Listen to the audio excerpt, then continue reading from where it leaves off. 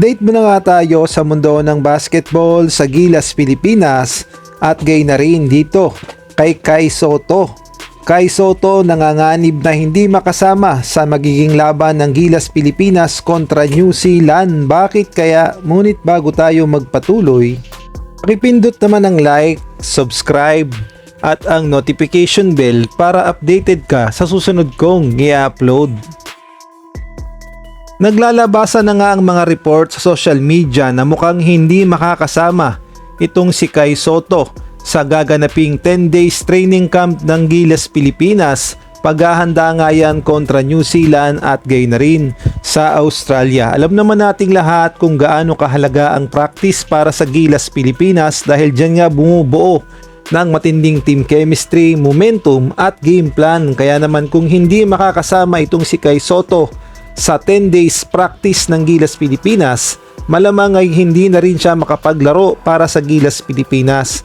Magsisimula na kasi ang 10 days training camp ng Gilas, Pilipinas na mangyayari sa February 16 dahil hinihintay na lamang ni Coach Tim Cone ang ilang mga Gilas players, partikular na sa mga naglalaro sa Japan B-League at Korean Basketball League, at magsisimula na ang matinding training camp. Kaya naman malaking bagay talaga kung sana makasama itong si Kai Sotto sa Gilas, Pilipinas dahil napakaraming nag-aabang sa kanyang Gilas fans at lalong-lalo na si Coach Tim Cone na excited na sa pagbabalik ni Kai Sotto dahil alam nating lahat na si Kai Sotto ang pangtapat natin sa mga big man ng New Zealand at Australia. Kaya naman kung hindi makakapaglaro si Kai Sotto ay malaking impact talaga yan at malaking problema yan para sa Gilas, Pilipinas dahil namamatay tayo at pinapahirapan tayo ng mga big man ng New Zealand, halimbawa na may mga tira sa labas at mga legit shooter.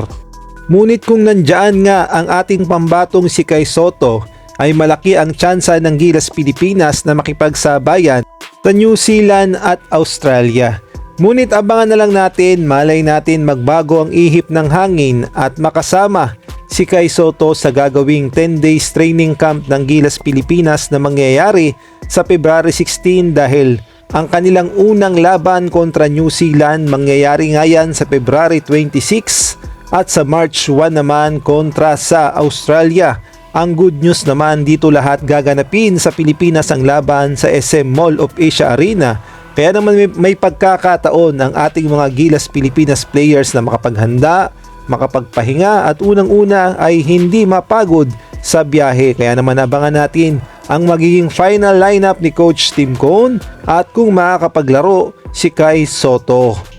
At kung kayo naman ang tatanungin kung sakali mang hindi makapaglaro si Kai Sotto, sa tingin nyo kakayanin kaya ng Gilas, Pilipinas na makipagsabayan sa New Zealand at Australia? Lalong-lalo na may mga bagong additional players tayo na sila Quentin Meliora Brown at si RJ Abarientos at posible ding makapaglaro itong si Juan Gomez Diliano. Maaari kayong magbigay ng komento sa comment section.